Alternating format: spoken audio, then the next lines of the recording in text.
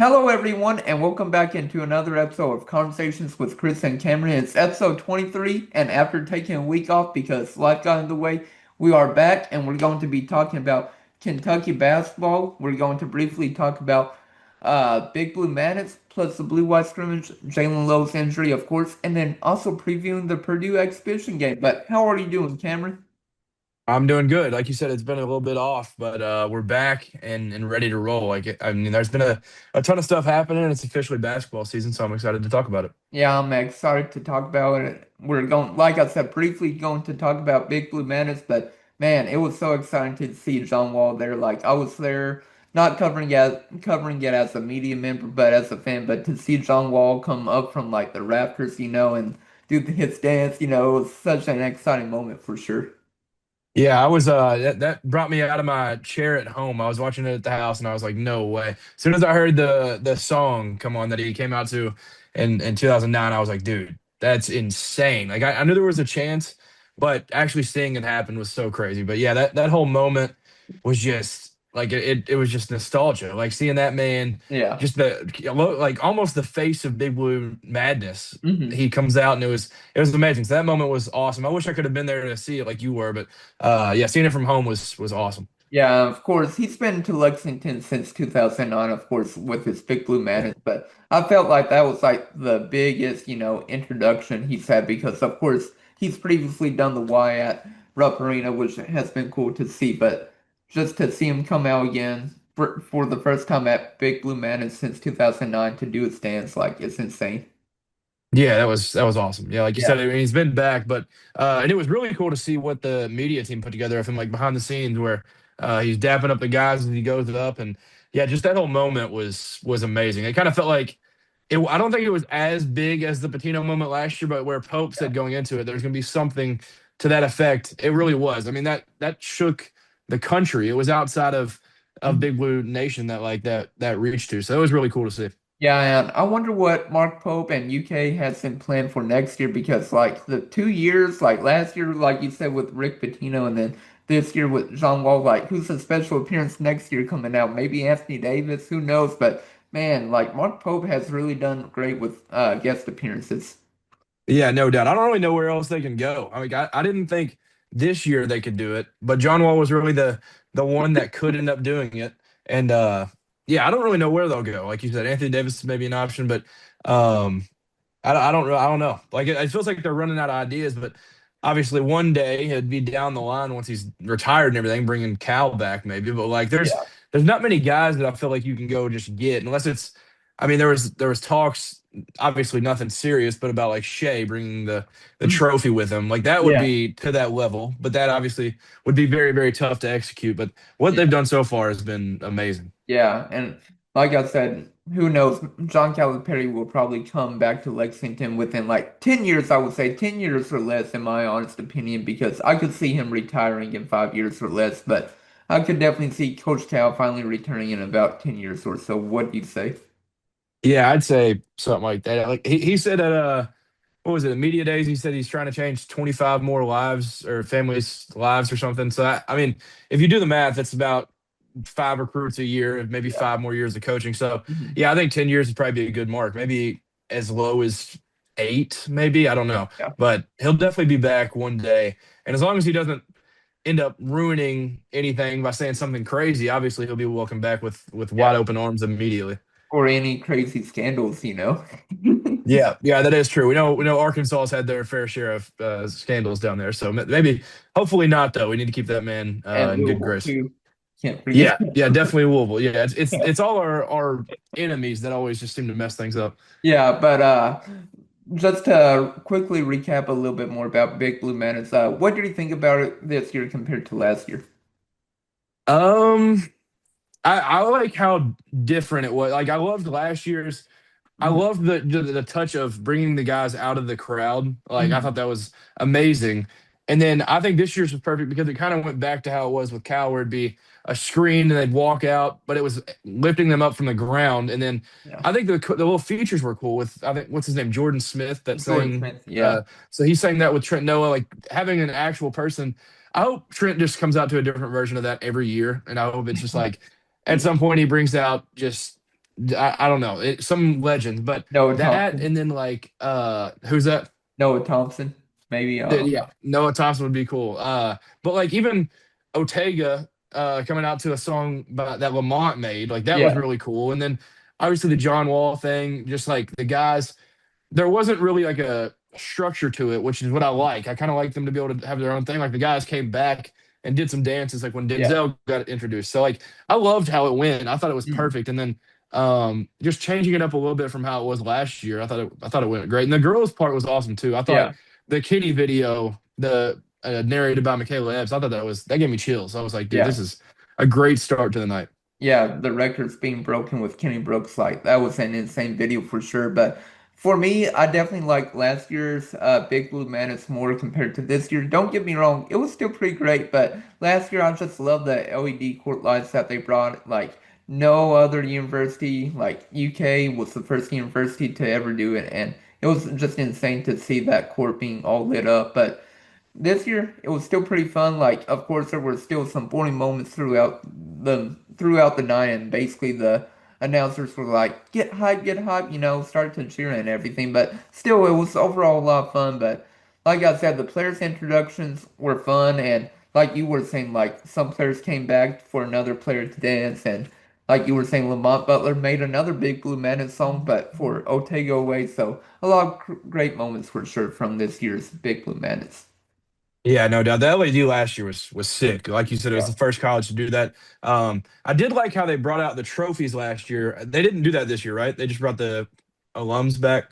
Yeah, last year or at FanFest, you were able to take a photo with all the different NCAA trophies, so that was pretty cool during FanFest. But yeah, they just brought out the former players this year at Big Blue Madness. Yeah, and I also need to hear your perspective on FanFest because I wasn't able to attend that either. I just want to, I mean, just from what I saw on your social media and what I saw on just other people's, like it looked absolutely amazing. Yeah. Yeah, no, it was a lot of fun for sure. Like, I hope UK will continue to do that, make it free for all fans to attend. But I didn't get in line to get autographs from the men's basketball team because it was just through the whole room. Like, it was so crowded. I got in line for the women's basketball team because it wasn't as crowded. But no, overall, it was a lot of fun. They had different places where you could buy stuff. Like, I got an old selection of the old Rupp Arena floor, so that was cool. I got to talk to Tubby Smith a little bit because he was there. Like Tubby Smith, Mark Pope, and other coaches, players, they were signing this inside of this person's cars. That was pretty insane as well. But overall, it was a lot of fun. And I thought, honestly, like Mark Pope, like just he had so much enthusiasm, and I think it's different compared to Coach Cal. Like, of course, Calipari had a lot of enthusiasm early on in his tenure at UK, but like Mark Pope has it right now, and he was breaking down plays, UK's offense success, and like all the fans were amazed. They were like, "Wow, like no coach has ever done this before." Yeah, that did look awesome. I saw the videos that people had taken of that, and also the behind the scenes of Big Blue Madness. They showed a little clip of that, but yeah, it did look awesome. And just like I mean, you mentioned getting to meet Tubby, and then like seeing the trophies, like, and the fact that it's free is what's mind blowing. Like Yeah. in this day and age, like everything costs money. It costs money Mhm. to just like cross into the city limits of some towns. It feels like it's just the fact that that was free is mind blowing. I'll definitely have to get out to one and just it felt like they had everything. Like I think I don't know. You could probably attest to this more. I don't really know if it was true, but whenever they did the lines to get like the autographs, not everybody was able to get them. Right? There was like a certain amount Yeah. they had to turn down. Yes, that's right for sure. Like I don't know how long they gave for the men's team, but like I said, the line was crazy and not everybody got their autographs for sure. And like I said, I wasn't the person that was standing in line. Like even though I didn't have a media pass for it, like I was being a media member, taking videos, taking pictures of fans, and just interacting with everybody with Mark Pope. Or I saw Leanne Pope there, and she was talking to fans, and that was cool. I also saw Darius Miller there, and hopefully, next year, if they do another podcast row, we'll be a part of it. Yeah, hopefully so. And that would be a big props to the people that view our episodes too. So Yeah. thank you all for any of you that view it. But that was really cool. I thought that was a cool touch that they added the podcast row. And yeah, I can't wait to get out to one though. Like I got to see it all from through the Mhm. phone. But I think seeing it in person would be absolutely amazing. It looked awesome. Yeah, it was definitely a lot of fun, and I was there for like 3 years, and I also got to talk to some former Kentucky Wildcats. Of course, we've had 20 Beckham and Khalil Whitney also onto our podcast, so I got to talk to them, interact with them, and also congrats to Khalil Whitney for moving back to Lexington as well. So hopefully, whatever he plans for his future, I wish him the best as well. Yeah, no doubt. Big props to Khalil. Hope he's Mhm. doing well. He was a fun guest to have on. But did they have him like do one-on-ones? Did that happen? Well, basically they had a court set up. Basically, what happened was this court they had set up on both ends. It was basically, I think you had 5 attempts to make 2 shots. I did terrible on my first try. Of course, I didn't retry it. I was just shooting around. But basically, if you did that, you got a La Familia t-shirt for free because they had plenty of those for fans. So I think you had to go for like 2 for 5 or something like that to get a La Familia t-shirt, but he was also playing around with fans, like little kids. So, like I said, it was a lot of fun for both Khalil Whitney and 20 Beckham as well. Yeah, you got to work on your game to be able to get something for free next year. Oh yeah, for sure. Hey, they did say I could get one. I'm like, no, I'm good. Like, I just want the fans to have it. It's Yeah, got to be a yeah, good no sport. doubt. But That no, is that is cool though. after I did that video that I put on Twitter, I didn't have to put it on Twitter, but I did. I'm like, don't trust me, like if your life depended on it to make your shot. After that, I was fine. I was drilling shots like after that with ease. I'm like, I just needed to warm up basically. Yeah, that's all it took, and then you turned into Curry real quick. Yeah, Curry real quick for sure. But just talking a little bit more about Big Blue Madness. Of course, Trent Noah, Andrea Yelovich, they were the two top players in the 3-point contest for the men's basketball team. And it's just insane how well Noah shot the ball during the 3-point contest. Of course, he won it, but also you can't forget about Andrea Yelovich. He shot the ball insanely well. Mark Pope, though, he does not want Yelovich to dribble the ball at all, though. That's like his number one rule. Yeah, I did hear about that, and it was really impressive because I mean, the way that Trent was shooting, he continues to blow my mind. I don't think there was a world where Yelovich was going to do it anyways. But I think on the first rack, he didn't get one or two shots off, and he also, I think, on the second time missed the like deep wing three. So like he was missing.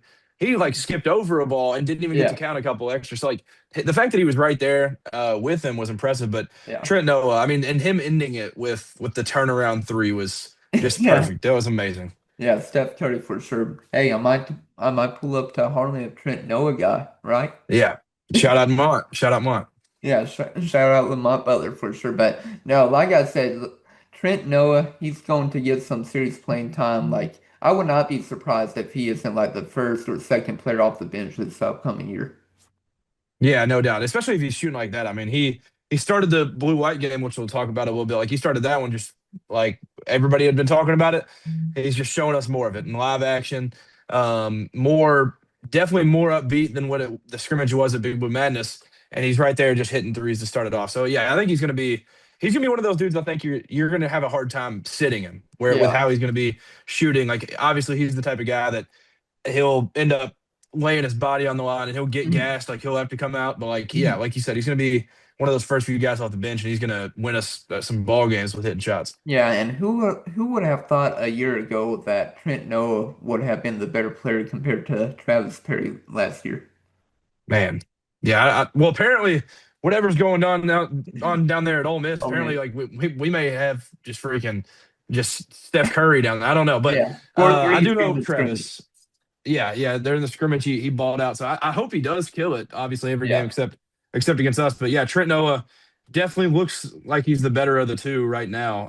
And I mean he was last year too. So I'm excited to see what he can do going into year two. And the Mountain Mamba just continues to just be amazing. Yeah, Mountain Mamba for sure. But yeah, we'll see what Trent Noah or we'll see what Travis Perry does at Ole Miss. If y'all didn't know, apparently he made 4 threes during the scrimmage against Houston. Like Ole Miss apparently killed Houston during that scrimmage, which is a surprise. But I'm thinking to myself, are really teams really going hard during these scrimmages or not? But I feel like Houston will be fine, and like you might be saying, Ole Miss might surprise some people this upcoming year as well.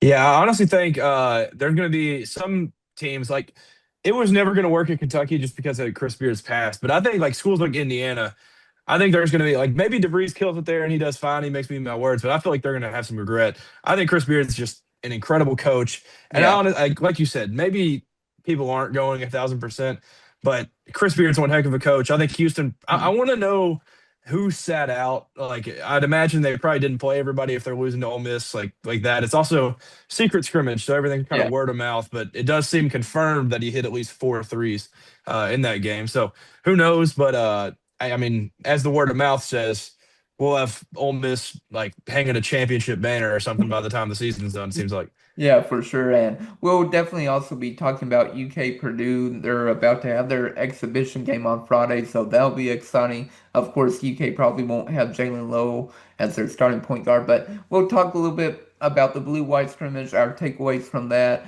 before we start to talk about Lowe. Also, real quick about Big Blue Madness, can't forget Collin Chandler. He also won the dunk contest for the second year in a row, so that was exciting. And then, of course, John Wall throwing up that lob to him was great. And then them just doing the dance afterwards, too.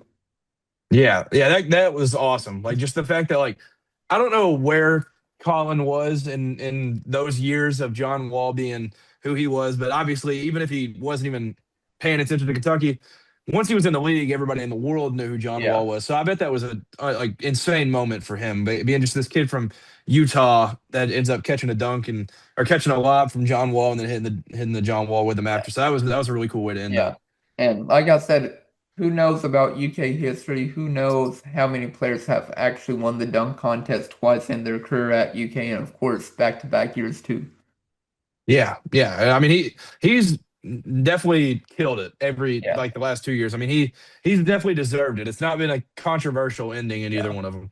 Yeah, I agree with you on that. But like I said, it'll be interesting to see what Colin Chandler can do this upcoming year. But congrats to him also winning back-to-back years dunk contest. But let's get into the blue-white scrimmage. And real quick, I want to talk about Otayowe. He finally was out actually scrimmaging with the team, and I was excited about that because he's been away with the team for a little bit, dealing with the turf toe injury, not practicing. So I was very happy, excited about that to finally see him actually be playing.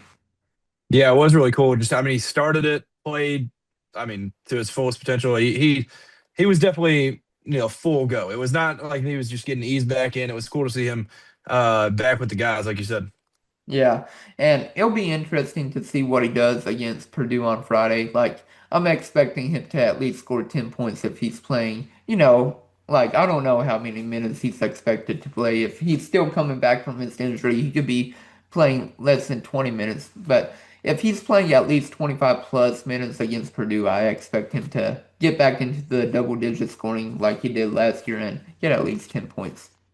Yeah, good thing for him is there's no Mohamed Diabate on Purdue that could stop him from scoring 10 plus. So yeah, I do expect him to do that. Like you said, maybe he won't play a ton, and I think that's gonna be one thing to monitor with this game is just like who's gonna play and how we're gonna go about it because obviously it doesn't technically matter, but it's Kentucky basketball. It's gonna Yeah. matter. So I'm curious how Pope's gonna handle it, who he's gonna play, how much he's gonna play certain guys. So I'm Mhm. excited to see that. But like you said, Ortega, if he plays a good amount, definitely scoring 10 plus. Yeah, for sure. And of course, UK probably they won't have Jaland Lowe. He got injured during the blue-white scrimmage, which was terrible. He injured his shoulder, if y'all didn't see the clip. And I was like, why are we having an injury during the blue-white scrimmage? I'm like, I get it. It's the first time where fans can actually see the two teams scrimmaging against each other, but like you don't have to play that seriously where a player gets injured as well.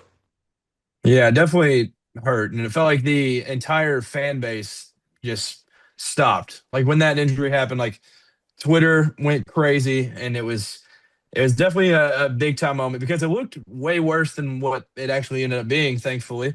Um, but yeah, right at that time, it was kind of like I was thinking the same thing. I was like, man, it's the blue white game. Like I Yeah. think I heard I don't remember who said it. Somebody said that like the only way you can lose the blue white game is an injury. Like that's the only way you can Yeah. actually lose that. So, I Yeah. mean, yeah, that was my initial thought. I was like, are you kidding me? Like this is just supposed to be like fun. We get to see our guys go up against each other, and they're probably getting tired of playing each other at this point. But now we get to see them in live action, and then we have maybe our most important player get injured. I was like, dude, there's no way. Yeah, there's no way. But no, there's a lot of promise for this year's team. Like Mo Diabate, he's going to be a beast.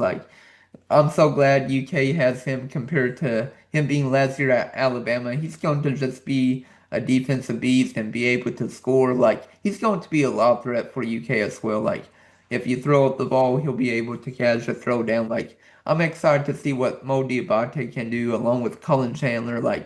Everybody looks phenomenal, but like you were saying, Trent Noah, he continues to show why he will get a lot of minutes this upcoming year, whether he be a six man off the bench or, might be a little bit more further down the bench, whether it be an eighth or ninth man, but he's definitely going to get minutes and he was hitting shots during the blue-white scrimmage as well.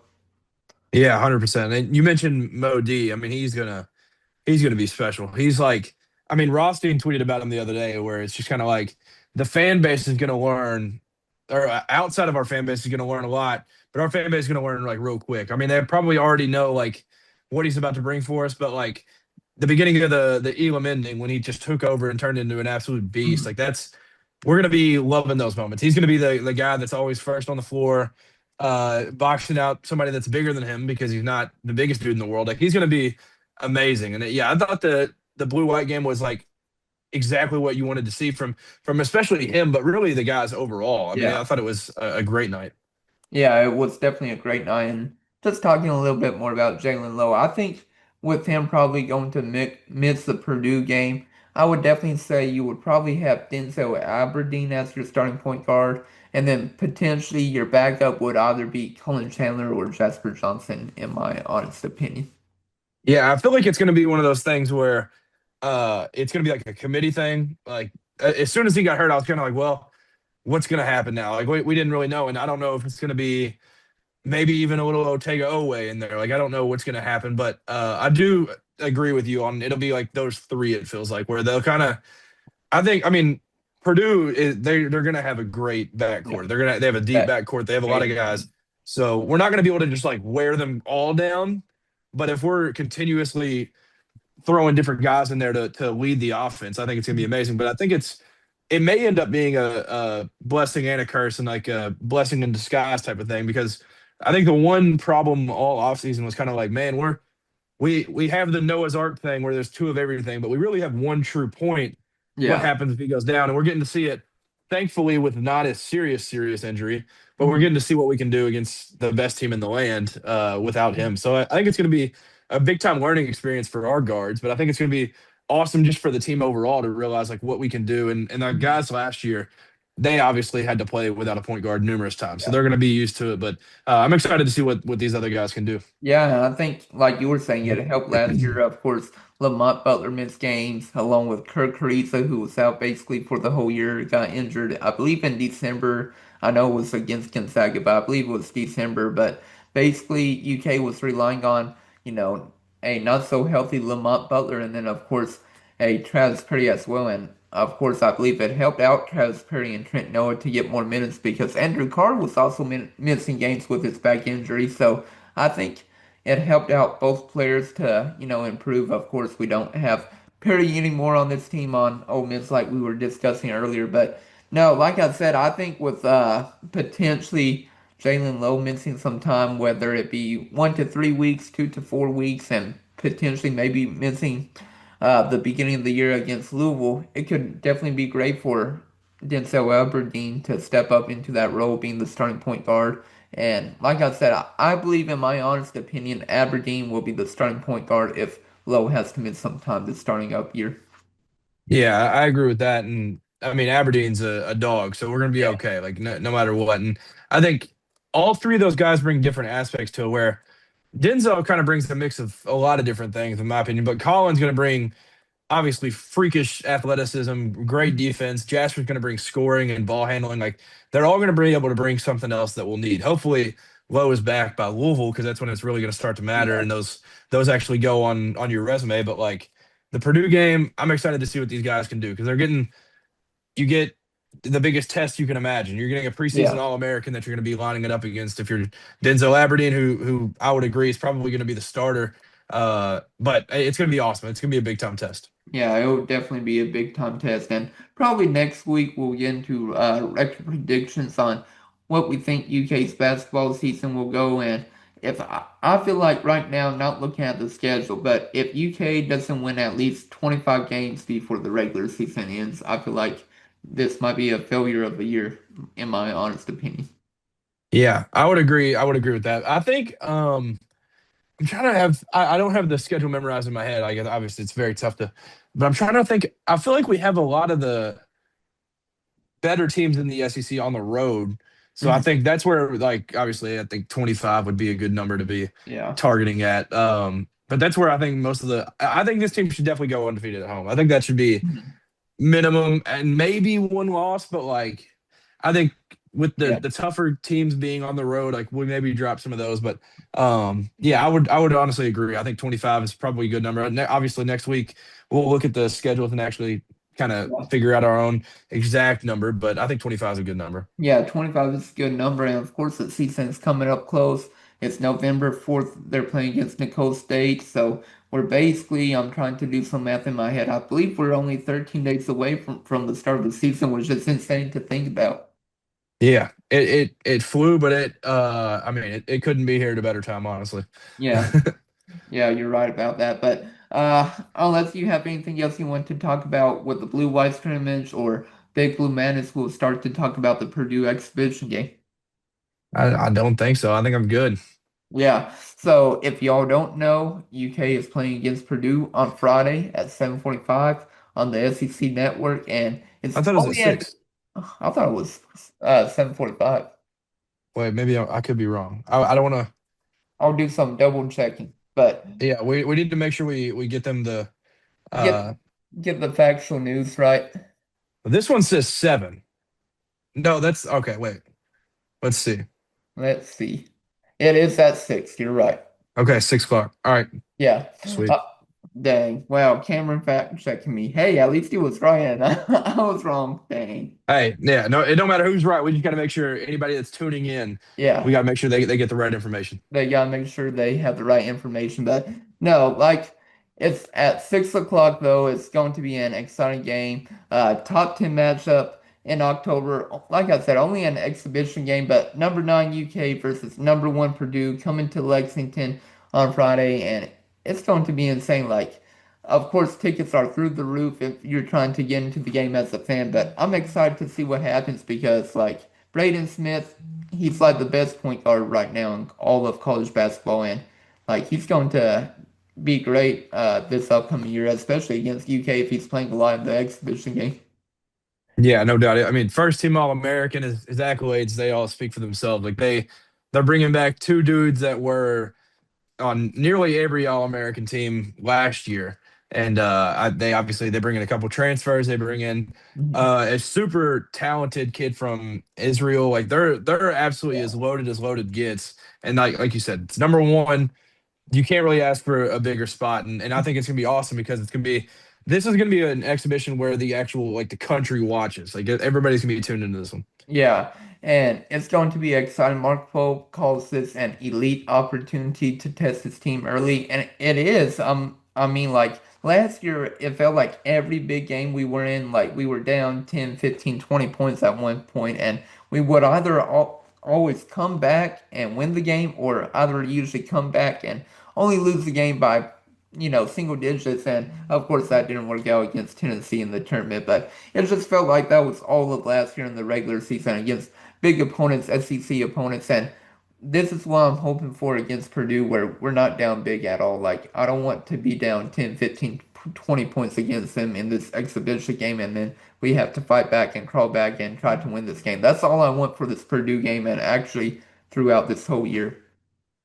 Yeah, I would agree with that. I definitely need to be in it the whole time. But I mean, this is Kentucky basketball. We have our expectations, and that's the gold standard. So, I mean, obviously, we can't expect to win. We can't just be like, oh, we have to win this. Like, we don't have a point guard. We don't have a guy that's probably going to go top 5 in the draft that we'll have later in the year. Yeah. So we'll be missing a few guys, but I think it's gonna be a perfect test. And like you said, if we're just in it the whole time, I mean, obviously a loss would suck. When anytime you step in Rupp Arena, you gotta try to win that game, but they have everything. Like I know people talk about how the depth of our roster. I mean, their roster isn't as deep, but it's as talented. they've got guys that are returning from years past, and I think it's gonna be awesome though. We have Rupp Arena that'll be behind us, and it's gonna Yeah. be a pricey ticket to get in there.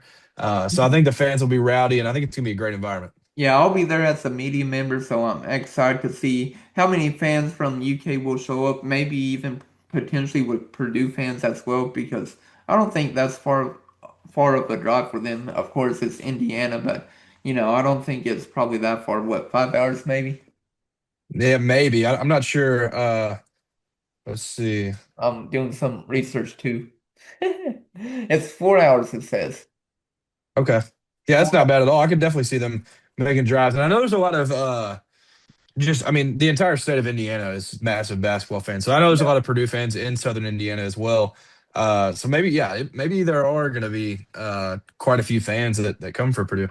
Yeah, and I remember this was even before the exhibition game was announced, but I remember going to Lex Live earlier this summer, just after Thursday Night Live, and I was talking to two Purdue fans. I believe they were in town because they had like a daughter that attended college at UK or something, and they were also going on a bourbon tour, testing out all the different bourbons from Kentucky as well. So it was great talking with them. I'm like, we'll see y'all in the NCAA tournament, and we're going to defeat y'all. And little did I know we would be playing against them in the exhibition game.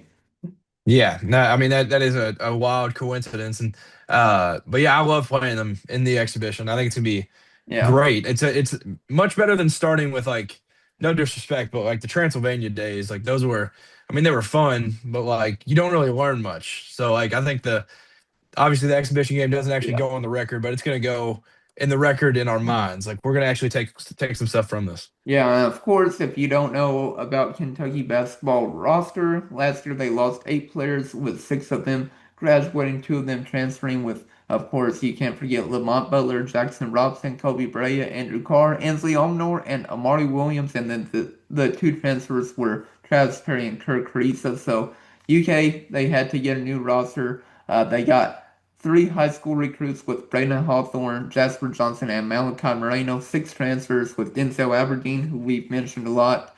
Mo Diabate as well. We've mentioned him a lot. Jaland Lowe, who's been injured. Reese Potter, Jaden Quaintance, and Cam Williams. And then one international prospect with Andrea Yelovich. So UK, they basically have a brand new roster this upcoming year because you have to after losing 8 players from last year. Yeah, you got to complete overhaul, but we return guys that'll definitely be key pieces for us. But Mhm. we bring in just tons of talent, obviously, and that's going to be a big thing for this team all year. Like you said, I mean, we lost a ton, but what we replaced it with is very, very good, and I'm excited to see them all together. Yeah, of course. If you don't know who UK returned, which hopefully everybody knows, they returned Collin Chandler. He'll be great. Probably he'll be either the backup guard or forward, I believe. And then of course Owe, who's going to be the star of this year's team. Brandon Garrison and Trent Noah, who we've been raving so much recently on our podcast episode. So UK, they of course returned 4 players, but then they also added 10 players to this year's team. Yeah, we have the key returners, and like you said, Ortega is going to be not only a star on our team, but like a star across the country. He's going to be a guy that I don't remember who put it out that had him on the first team All American list, but he's been on second teams, and he's going to be one of those type of dudes all year. But yeah, BG, I'm excited to see what he can do in a year two under Pope, and then Collin Chandler. I feel like him and Trent Noah are just bound to take massive leaps going into year two for them. Yeah, it's going to definitely be exciting, and I think we got to talk a little bit about Purdue. So basically, for Purdue, it's going to be interesting to see how UK rebounds because last year they were averaging 38.5 rebounds per game. Purdue was only averaging 32.4. So if we can have that rebounding advantage, that would be great because I remember last year we weren't really struggling with getting offensive rebounds. It was more getting defensive rebounds, and I'm like, why can't we get the rebound? Like it felt like different teams had multiple offensive possessions last year through offensive rebounding. I'm like, just grab the ball. Yeah, I do remember that. Funny enough, one of the guys that I feel like fixed that a little bit towards the end of the year was Trent Noah. Like he just come in. I feel like I Yeah. still just see him in the middle of my like dreams, just flying across the paint, getting like a long board to help us out on that end. So yeah, I think it's gonna be. I think Purdue's numbers last year, rebounding wise, will definitely be an upgrade this year because they return one player that was injured last year, and then they're Yeah. bringing in one of the best big men in the country. So I think the rebounding numbers will go up, but yeah, I think it's going to be a battle on the boards for sure. Like I think both teams are going to be able to board it pretty well this year, and I'm excited to see what we're able to do. Yeah, it'll be interesting. Of course, Purdue, they were very efficient last year. Everybody knows Painter, he's one of the best head coaches ever. He runs the best sets ever. And basically, Purdue, they were really great last year on offense. They shot 49% from the field, 38.5% from the three, compared to UK. They only shot 48.2%, so not too much of a dip compared to Purdue. And then, of course, UK also shot a percent lower compared to Purdue from the three-point line with 37.4%. So both teams, they had pretty much an efficient offense as well last year.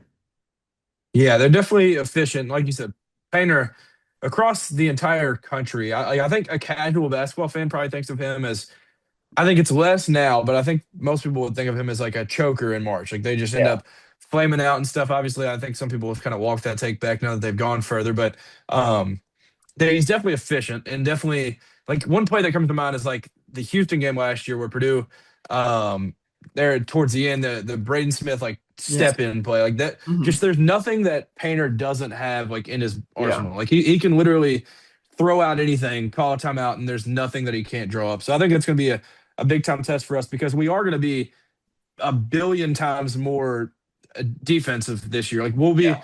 we'll be really good offensively, but like the biggest gap is going to be what we were defensively last year to what we'll be this year. So I'm excited what we can to see what we can do because like they are going to be like you said they're very efficient. They're going to be one of the best offenses in the country, and they're Yeah. led by veteran leaders. So Right. defensively, we're going to get thrown into the fire right away. Yeah, and if y'all don't know, Matt Painter is his full name. So Matt Painter, he's one of the best head coaches. It feels like Purdue is at least always in the second weekend of the NCAA tournament every year, whether it be the Sweet 16, Elite Eight. Of course, I believe the year before he went to the championship game, and that was with Zach Edey, and he was a beast. But of course, they lost to UConn in that championship game. Yeah, nobody was beating UConn that year. I mean, that was kind of Yeah, like that was you couldn't really expect a whole lot. But yeah, Zach Edey, that team. I mean, that was I mean the two guards, Fletcher Lawyer and Braden Smith. They were yeah. big time pieces on that team, and then Kaufman Renz kind of developed into more as after Edey left. But I mean, those guys that to say they've been around the game for a little bit is an understatement. It's definitely an understatement. And I think what we'll also have to focus on for Kentucky this upcoming year against Purdue, especially, is just the front court for Purdue and UK because like you were mentioning Purdue, they have great front court with Trey Kaufman, Rain, and then of course Daniel Jacobson, who is 7'4". But man, like UK is going to be definitely tested very early in both positions basically with the backcourt and the front court. So it'll be interesting to see how UK handles that. But I expect Mo Diabate to be battling down low along with Brandon Garrison and of course true freshman Malachi Moreno. Like I'm excited to see what Moreno can do, but it'll be interesting to see how UK will do with the front court without Jaden Quayton's playing right now. Yeah, 100%. I think the interesting thing is like if you look at the roster construction and like kind of how the guys play. I think we have matchups that fit perfectly to each other. They're like puzzle pieces. Like they are. I think it's going to be Mo Diabate and Trey Kaufman Wren. I mean, TKR is one of the best Yeah. bigs in the country. He was amazing last year, but I think not that they would cancel each other out offensively, but I think Mo D's defense is going to be enough to slow TKR down. And then Daniel Jacobson, the 7'4" kid. I mean, that's a Matt Painter kid right there, and he was hurt, missed last season. But I don't know if anybody had thought of this, but I know Malachi and Jacobson know each other pretty. I know they played at one of the U19 things at one Uh-huh. point. And I'm pretty sure at some point they played throughout high school. Like they've played each other a little bit, so they know each other. They'll probably both come off the bench. They'll probably both, I mean, play key minutes. But I'm excited to see them too. But the big problem that I think we're gonna not maybe run into. I'm excited to see what BG can do against it, but big man Oscar Clough down low. He is Yeah. one of Yeah. the best bigs in all of college basketball. He's coming over from South Dakota State. He's an absolute unit. Like I've heard so many people talk about him, like Yeah. they've seen him in person, and he is just mind blowing size. So I'm excited to Yeah. see we'll get to see right away what BG can do in year Yeah. two under Pope. I'm nervous about the pick and roll game for sure against Purdue, like you were saying with Oscar Clough, because last year UK struggled with that basically until that Ole Miss game, and then their defense started to improve last year with UK. But I mean, that's why I'm nervous about. Like, will UK's defense like start off terrible like they did last year, and then improve slowly during the season or towards the end of the year? But yeah, like you were saying, just it'll be interesting to see how UK guards Oscar Clough in the pick and roll game. Yeah, I'm definitely curious if it's going to be like I think Big Clough down there is going to wear BG out a little bit. Like whether it's him going off or not, I think just physically he's going to be worn down, and I'm curious if they're going to end up throwing Yelovich in there to try to throw a Hmm. little defense. Like I don't know what they're going to do, but Double that's kind of team my like yeah double team. I know a lot of people at South Dakota State would like kind of dig down. They'd have their guards like leave to try to double and get it out of his hands, but. That's kind of the key point that I'm looking forward to. Like I'm just interested in what we'll do against like we're not really going to see many Oscar Cloughs in college basketball this year. Yeah, So I'm excited because that's going to be the teams that we'll go against. I mean, we're chasing number 9. You're going to have to play the best of the best when yeah, it's all said and done. So I'm excited to see what we'll do against Big Clough. yeah. Hey, I mean, you were mentioning Brandon Garrison. Garrison said he's in the best in shape of his life or current career right now. So that'll be interesting to see because he did lose a few pounds. Of course, whenever you lose pounds, doesn't mean it's a bad thing. You actually gain some muscle. So it'll be interesting to see how Garrison faces off against Clough, though. Yeah, that's kind of the key factor that I mean even before the Low injury. Now it's a little tough. I'm excited to see what the guards can do, but that's kind of been the big thing for me. I'm just excited to see what we'll do against Clough because like I said, we won't see any more like Cloughs, but we'll see some bigs Yeah. throughout the season that we'll have to handle for sure. Yeah, like Clifford Omari last year, or however you pronounced his last name for Alabama. Yeah. Like he was the beast. I remember UK was trying to target him, get him to commit, but that never happened. Yeah, yeah. I mean, the entire like the people that come to mind is the just the Florida front court. Like that, what they Yeah, have is mind blowing with yeah, Handlocked and Chinyalu and Condon all back. yeah. Like those Crazy. guys are going to be crazy. And then Yeah, like, I mean, I think I don't think Louisville's bigs are going to be that good, but they're big dudes. Like you can't yeah. even argue the size. So there's going to be some guys on the schedule that I think Clough is going to be a great kind of to test early on to see how we handle him. Hey, you can't forget about Sandra Frew with Louisville now. Yeah, I don't know how good that dude's gonna be, but like, yeah, he's big. Yeah, Freaking the Pope guy, Khalifa, he's yeah. big. I mean, Alex he Louisville. lost a lot of weight, so he's not Yeah, as like as filled out. But like, yeah, they got some yeah. bigs over there too. Yeah, Louisville will definitely be great, but I still think UK will defeat them this upcoming year. But talking a little bit more about Purdue, can't forget about the freshmen with CJ Cox and Jakari Harris. They're going to bring some defensive energy and some outside shooting with them. And then, of course, Jack Benter and Omir Mayer, they're going to have playmaking and scoring depth. And it's going to be just insane this upcoming year with how, like you were saying, how deep Purdue is going to be.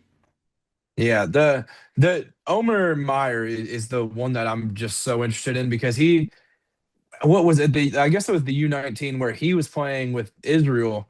That kid is like unbelievably good. Like I don't even understand. Like I watched a little bit of when the Field of 68 guys when they went to go interview them and they talked to Meyer a little bit and I was just like he's just so mature. Like he doesn't act like he's just coming over at his age right now. He's just a special player. He was kind of brought in to be like Braden Smith's backup, but now Yeah. he's just going to play because of how good he is. So I'm interested to see what he can do because he's going to be one of the guys that we're referring to when we talk about Purdue's depth. Because he's going to be whether he comes off the bench or starts, the kid's special. He's going to be filling it up for him. Yeah, he's 6'4", 215 pounds, only a freshman, and he's going to be insane. But like you were saying, he was playing for the U19 World Cup in Switzerland. He averaged 20 points per game, 5 rebounds, 4.3 assists, and 2 steals per game in 4 games of action. He missed the last 2 games with a minor finger injury, but that's insane. Just 4 games, you were averaging 20 points per game. Of course, he's probably going to be a great backup to Braden Smith, but it's just Do you have insane. his splits, like how efficient he was? Because I feel like Let's see. he was very efficient from my Let's see. memory. Yeah, he made 13 of 34 shots from long distance, so 38% from the 3-point line. Let's see. Uh, doesn't say what he was averaging for field goal percentage during the FIBA U19 World Cup, but he was definitely Yeah. pretty great during that time. Yeah, he was definitely doing all right. Nonetheless, I don't remember how efficient he was, but I do remember feeling like he was very efficient. It was, I mean, sadly enough, Michael Brown was kind of the number one takeaway, but it was like Yeah, Stokes, Meyer, like those were the other guys that were talked yeah. about on the same level. Yeah, and he'll, I mean, he just turned 19 just recently, so man, to be 19 and only a freshman, like, of course, he's a little bit older to be a freshman because you're really only supposed to be 18, but to be 19 only as a freshman, he's going to definitely be great if, like, who knows, he might stay more than 1 year at Purdue. Like, if he stays multiple years, like, Purdue's going to be continuing to be a contender every year in the NCAA tournament. Yeah, he's a scary dude, man. He's special. I'm just kind of I want to see what we're able to do against him because nobody was able to slow him down in the U19, and that was really the last time that we got to see him in live action. Yeah, I just can't believe 6'4", 215 pounds as a freshman. That's insane because usually whenever you are a freshman in college, you're like, you might be 6'4", but you might be like 180, 190, not 215. Yeah, he's filled out. I mean, he's just good. He's such a good player, and I'm excited to see just because, like, I mean, we talked about Braden Smith, and then I'm sure we'll talk a little bit about Fletcher Lawyer, but like even outside of them two, the fact that they have a third guard. I mean, CJ Cox is good. Yeah. Like now there's Meyer. Like the depth is unbelievable with that team. Yeah, like you were saying, we're going to talk about a little bit with Fletcher Lawyer, just insane. We're going to get into it, but basically throughout his whole career, he's averaged more than double-digit points. Last year for or not for UK, for Purdue, he averaged nearly 14 points per game, 13.8, and he shot 46.5% from the field, and then also 44% from the three-point line. And to shoot 44% from the three-point line is insane. And I'm like, how do you do that, you know? Yeah, no, he's unbelievable. Like Yeah, he's kind of their version of what like Kobe Bryant was for us. Like yeah, he just like when he shoots the ball, it's just going in. Like that's what it feels yeah. like. So yeah, he's been like that really his whole career. Like even that team you were referring to 2 years ago where he was younger, he's only a sophomore at that point. But man, he can just fill it up. Like he's gonna be playing Yeah. off ball and he's got all the playmakers that he needs to be able to find them. Yeah, and it'll be interesting to see. But no, like you were saying, just they have crazy depth with the guards, and it'll be interesting to see how UK, defends that because, like you were saying, also CJ Cox, he's only a sophomore this year, 6'3", 195 pounds, and like he was pretty great as a freshman as well, and he averaged 6 points per game in the 36 games he played, 23 games he started. He shot 46% from the field and then nearly 40% from the three-point line. And this is just crazy, the amount of depth that they have and then the amount of shooters they also have. Yeah, they definitely have dudes that can shoot because CJ Cox can shoot too. Like it's kind of it's like he gets overlooked just because they have Fletcher Warrior on their team, but like man, they're guard depth and they all have like their own purpose too. That's what makes them so special. Yeah, and we're also going to talk about Jakari Harris. He played in 36 games last year. He shot basically 39% from the field, and then of course 31% from the three-point line. And he's also another player that you cannot overlook for the guard position. It'll be interesting to see what he can do as a sophomore this upcoming year. Yeah, they definitely have just dudes where in their program, I mean they now the young group that was young a couple years ago, now they're all grown up and they kind of have the guys that they're Hmm. leading on. But man, they continue to just be a wagon of a program. Like they Yeah. just bring dudes in and they just stay for a long time and they just continue to grow in that system. So Mhm. yeah, I mean Yeah. Harris is another one in that group. Yeah, and we'll talk, of course, we'll go back to Clough right now, but last year at South Dakota State, he averaged 17.6 points per game, and then he also shot 63% from the field, and it's insane to think about. Like, Oscar Clough, he's going to be insane this upcoming year. Of course, you could say he was playing against weaker competition last year at South Dakota State, but Like if you can do that against weaker competition, you can do that anywhere in the college level. Maybe not as great as what you were doing with 17.6, but you're still going to average probably 11 or 12 points per game. Like I would be highly surprised if you don't do that. Yeah, and I mean, you mentioned the. I'm sure some people will kind of look at that and think weaker competition, but he's also going to have a lot less on his plate where with Mhm. what teams will be throwing at him because they're going to have to respect his teammates a lot more now than what they did there. But yeah, just a big dude. He's going to bring rebounding. He's going to be able to score. Super physical guy, and yeah, just he's a unit. That's the Yeah. best way to put it. Yeah, and just to summarize about the podcast, I would say for UK against Purdue, what I'm looking for against them is do not commit as many turnovers as you did last year. That's one of the reasons why you got into the holes you did last year, whether we got down 10, 15, 20 points, whatever it might be. But, turn over the ball, like do not turn the ball over at all. But then, of course, get some offensive, decent defensive rebounding because we need that again. Like last year, I know at times we struggled with rebounding, but those are like my two big hitters. Like just be able to not have turnovers and to rebound. Yeah, I mean, mine kind of seems like an obvious one, but like hit the shots. Like that's Uh, gonna. I feel like it's gonna come down to that. Whether it's, I mean, I think Trent Noah, we can all rely on him to be able to be yeah, one that's gonna hit shots. But I think whether it's Chandler, Aberdeen, Johnson, like they're gonna get looks, and these are the type of games that you're gonna have to hit shots in them. Like you're gonna have to.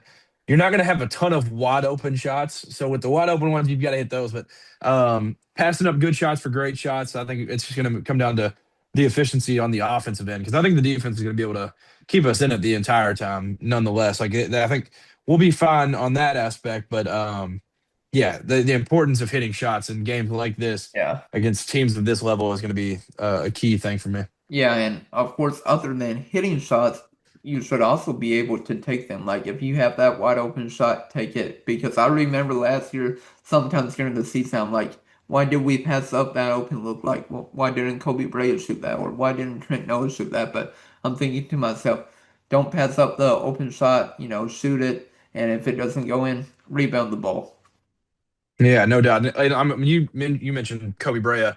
He was like that last year, where I was like, I don't even care if there's like three dudes on you. If you've got Yeah. a decent look at it, shoot it. And that's kind of what I want from Trent Noah. I think if Mhm. he's got even a lick of space, just go ahead and pull it. Like we're gonna have guys down there to crash, and I think maybe Cam Williams will be in that group where it's just like, dude, just take the shot. Yeah. Don't Take the have a shot. second thought about it. Just go, just pull the trigger and go right off rip. So I'm Yeah. excited to see what those guys can do in this one. Yeah, I'm excited as well, and it feels like both with Williams and Trent Noah, it just feels like their jump shots quicker than it was last year against their competition. So I'm excited to see that because I remember one of the problems or complaints people had with Cam Williams last year at Tulane was his jump shot just looked a little slow against the competition, and people were like, if his jump shot's that slow, it's going to get blocked in the SEC against better competition. Yeah, definitely better competition, more athleticism that I'll be playing against. So definitely got to get the shots up quick. And I don't think just from what we've seen so far, obviously I haven't played other teams, but like it seems like it's sped up to the point that it's perfectly fine Yeah. where we're at now. So yeah, I think he's going to be a big game changer in this one. And we talked about Trent and Aberdeen and Johnson. Those are kind of the guys that are definitely going to need to hit shots when they Yeah. have halfway open ones. Yeah, and I'm excited to see what Jasper Johnson can do. Like he's honestly impressed me so far from watching him at the Big Blue Madness to or before Big Blue Madness Pro Day to Big Blue Madness to the Blue-White Scrimmage. Like he has really impressed me as a freshman. I know a lot of people were nervous about him, what he could do coming in as a five-star freshman, but he's honestly impressed me so far.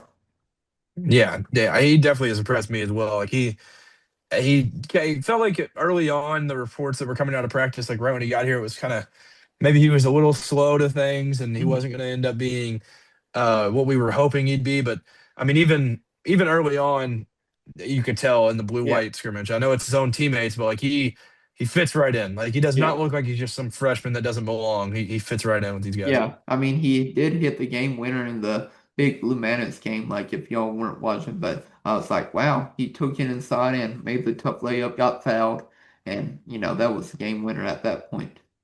Yeah, he's going to be Yeah. awesome. I'm excited about his like intentionality that he's going to the rim with, where he is trying to just finish through contact, finish through whatever it may be. Yeah, but to get a little bit more into the matchup with Kentucky versus Purdue, and then we'll get into score predictions. The last time UK played against Purdue was on December 3rd, 1997. Kentucky was able to defeat Purdue 89 to 75, and also UK leads the series 6-2 against them. Oh, I did not realize that. And this is the Kyle Macy game. Kyle So Mason. we do get to see that. But yeah, I didn't realize it had been that long since we played them. It Yeah, kind of feels crazy that it's been that long. I mean, like 97, like it just feels like with a team that's that close, like it's yeah, 4 hours. But it it is was. exciting. I think it's really cool because I know a lot of Purdue fans personally, like just around where I live. So it will be cool just to kind of get to see. And then it's two of the biggest brands in college basketball. So it's gonna be a fun one. Yeah, and I've been following Purdue for a little bit. Like I've been following them, I believe, since like the Carson Edwards days. Like, man, I remember just watching him light it up in the NCAA tournament. I was so amazed by that. But man, Painter, like he knows ball. He knows what guards to get, even though they might be a little bit short. Like he knows how to target the guards along with the big men, and I'm just excited for the game.